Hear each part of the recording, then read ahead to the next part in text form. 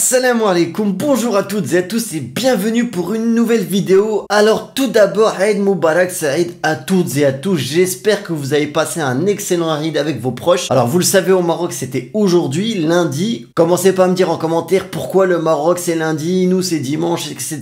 Moi je rentre pas dans tout ça. On a un ministère qui s'occupe de ça au Maroc. On nous dit c'est tel jour et salam alaikum. Quoi qu'il arrive, j'espère que vous avez été gâtés, que tout s'est bien passé, que vous avez pu gâter également vos enfants. Bref, que ça a été une journée formidable. En tout cas, nous, au Maroc, sachez que c'est un moment particulièrement appréciable, que ce soit avant, où vous voyez un peu tout le monde se préparer, les moutons qui se baladent dans la rue, en mobilette, etc. Il y a vraiment une ambiance, une atmosphère qui est incroyable. C'est pas le sujet de la vidéo, mais vraiment, si vous n'avez jamais fait l'Aïd au Maroc, eh bien, je vous le souhaite de pouvoir le faire un jour, Inch'Allah. Pour cette vidéo un peu exceptionnelle, parce qu'avec l'approche des fêtes, etc., je n'ai pas eu le temps de consacrer un script entier à une vidéo dédiée comme d'habitude. Du coup, je vous ai demandé de me poser des questions type FAQ, foire aux questions, que ce soit sur le Maroc, sur mon compte, sur le projet Vivre au Maroc, sur l'application mobile, sur le guide, bref, toutes les questions que vous souhaitiez me poser et je vais essayer d'y répondre dans cette vidéo. Donc c'est plus un format podcast, vous pouvez mettre la vidéo en fond et puis profiter de toutes ces réponses et de toutes ces questions. C'est parti, on commence tout de suite. Alors première question qui concerne la ville de Dakhla. Concernant Dakhla, acheter un logement ou investir dans cette ville, merci de votre avis. Alors Dakhla,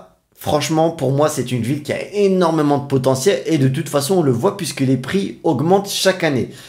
Pour ceux qui ne le savent pas, c'est une ville qui est située dans le sud marocain et qui est de plus en plus prisée des surfeurs. Il y a énormément de compétitions internationales qui ont lieu au Maroc à Dakhla.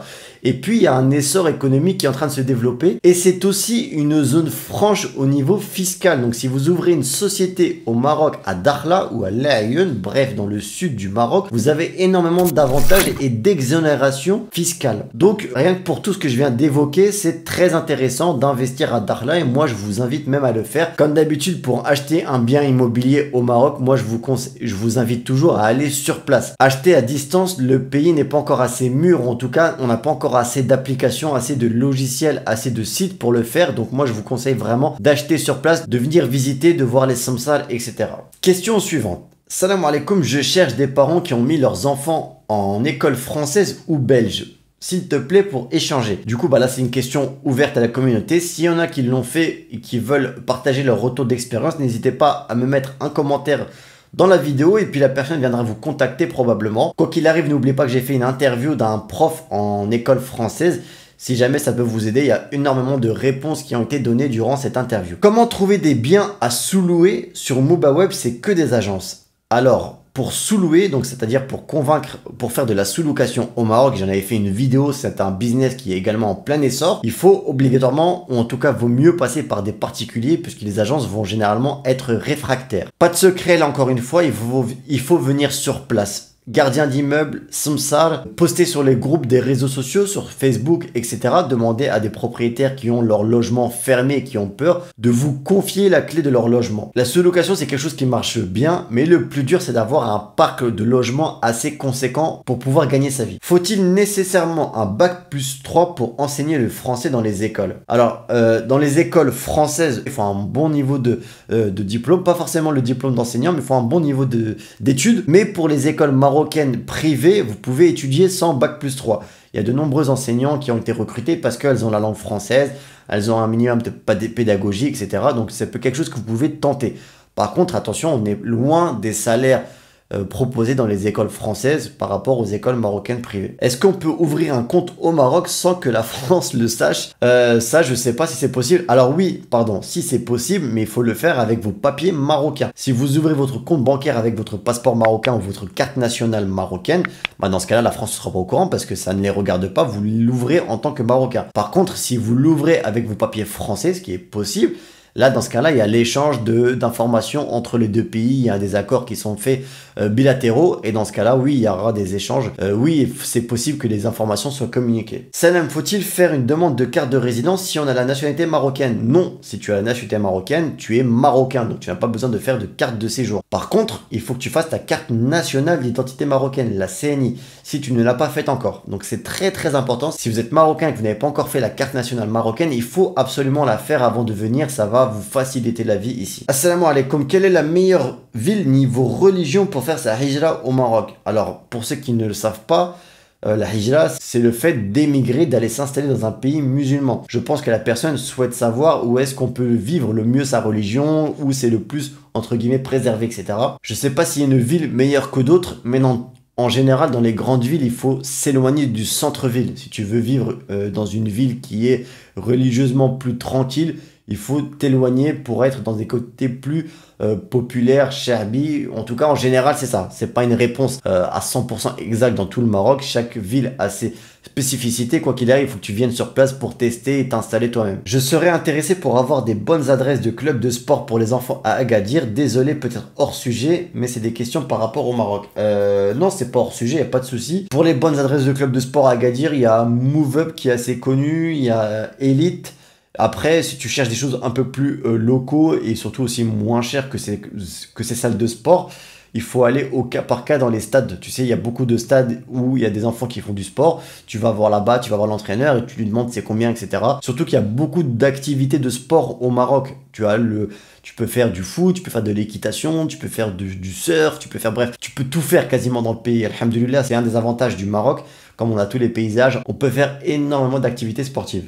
Comment avoir une AESH au Maroc pour un enfant TDA et multidis? Alors je crois que ça c'est l'accompagnement pour les enfants qui sont en situation de handicap. De mémoire, ça n'existe pas au Maroc à l'échelle nationale au niveau de l'État, c'est-à-dire que c'est pas géré par l'État. Il y a des écoles qui proposent ça, mais c'est à la charge des parents. Donc ça veut dire que c'est toi quand tu vas contacter l'école, quand tu vas rencontrer les directeurs d'établissement, que tu dois leur indiquer que ton enfant est en situation d'handicap. Ils ont souvent, ou en tout cas ils peuvent parfois travailler en partenariat avec des structures qui peuvent t'aider, mais ce sera ta charge. Pourquoi est-ce que les trottoirs sont si hauts au Maroc? Eh ben bonne question, je ne sais pas, mais c'est vrai que les trottoirs au Maroc c'est une sacrée énigme, mais surtout que parfois les trottoirs ils sont pas tous faits de la même manière. Il y en a c'est du carrelage, il y en a c'est du parquet, il y en a c'est du rien du tout. Ouais, c'est comme ça, c'est le charme du Maroc. Salam alaikum, sais-tu quel est le taux de charge sociale moyen pour un employeur au Maroc? Je suis parti regarder sur internet pour pas te dire de bêtises et du coup le taux de cotisation au 1er janvier 2022 pour un employeur était de 27,83%. C'est réparti avec des cotisations maladie, maternité, pension, prestations familiales, AMO de base, etc. La taxe de formation professionnelle, tu arrives à un total de 27% sur le salaire. Après, il y a des tranches, etc. C'est un peu plus variable. Je te conseille de voir sur internet, c'est très facile d'accès. Tu tapes taux de cotisation au taux de charge, salaire employeur au Maroc, tu auras tous les chiffres. Salam alaikum, une mère française d'un enfant français, mais qui a un père marocain, peut avoir quel recours? Bah, si l'enfant français a un père marocain, il peut être marocain. Puisque son père est marocain. Donc pas besoin de visa, il faut juste que son père lui fasse la carte d'identité marocaine et il est marocain et il n'y a plus de soucis pour lui. La meilleure ville pour bosser dans le domaine informatique au Maroc. Je te fais pas de... Alors là, ça va être très rapide, ce sera Casablanca. C'est la capitale économique. C'est là où toutes les grosses sociétés informatiques existent au Maroc. Donc ce sera Casablanca, c'est la meilleure réponse que je puisse te donner. Je suis infirmière, je souhaiterais savoir, est-ce que les sociétés d'aide à la personne fonctionnent? Oui, énormément. Tout ce qui est service à la personne et aide à la personne fonctionne. Quand tu es infirmière, le mieux, si tu veux être infirmière du coup libéral, si tu veux être à ton compte, c'est de travailler avec les cliniques privées. En général, si tu arrives à nouer des contacts professionnels avec ces cliniques-là, ils vont t'envoyer du travail sans que tu n'aies rien à faire. J'ai toujours un problème persistant sur l'appli d'Alija. Normalement, la dernière mise à jour a corrigé tous les derniers problèmes au niveau de l'application d'Alija pour ceux qui avaient un téléphone chinois, Xiaomi, Honor, etc. Vous pouviez avoir des soucis où l'audio se lance sans le texte, ça a été corrigé. Il faut faire la dernière mise à jour qui est sur le store pour en profiter et pour enfin découvrir le vrai Maroc en comprenant la d'Alija. Je me pose une vraie question, pourquoi les rues n'ont pas de nom affiché comme en France? Alors si, ça existe, mais c'est pas toutes les rues, parfois c'est par bloc. Tu sais, c'est comme aux États-Unis ou en Angleterre, tu as des quartiers où des fois il n'y a pas de nom de rue, c'est bloc A, bloc 2, bloc 3, etc.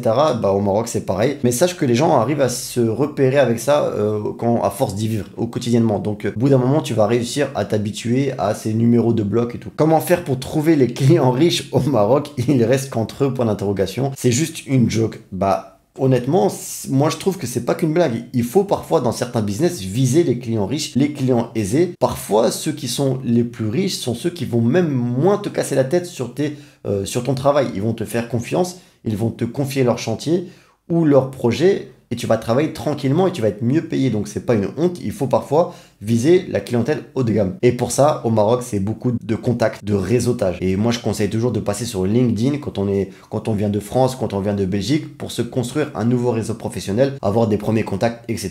C'est vraiment pas mal. Les véhicules de France pour les ramener au Maroc ou la santé pour les étrangers, du coup, c'est pas vraiment une question, c'est des thèmes que tu aimerais que j'aborde. Sache qu'il y a beaucoup de vidéos qui existent sur la chaîne. Si vous avez d'autres questions sur le Maroc pour venir vous installer ou quoi que ce soit, mettez-les moi en commentaire, j'essaierai d'y répondre, Inch'Allah. Encore une fois, je suis désolé pour cette vidéo un peu spéciale, mais en même temps, je pense qu'elle pourra quand même vous aider, puisqu'il y a pas mal de questions qui pourront aussi servir à beaucoup d'entre vous. Il y a beaucoup de réponses à vos questions dans mon guide Partir vivre au Maroc. Du départ jusqu'à l'installation, tout est dans le guide. Vraiment, c'est plus de 100 pages réunies pour vous aider. Il est disponible sur Amazon ou en version e-book. Et pour ceux qui veulent vraiment faire en mode RA, sachez que le guide vous est offert lorsque vous prenez l'abonnement sur l'application d'Alija. Il vous suffit de prendre un mois d'abonnement et de résilier. Du coup, il vous revient encore moins cher que sur l'e-book. Si vous voulez faire un maximum d'économies, c'est la petite astuce que déjà certains ont compris, puisque j'ai vu que certains prenaient l'abonnement et résiliaient tout de suite après. Mais voilà, ça peut vous aider. N'oubliez pas,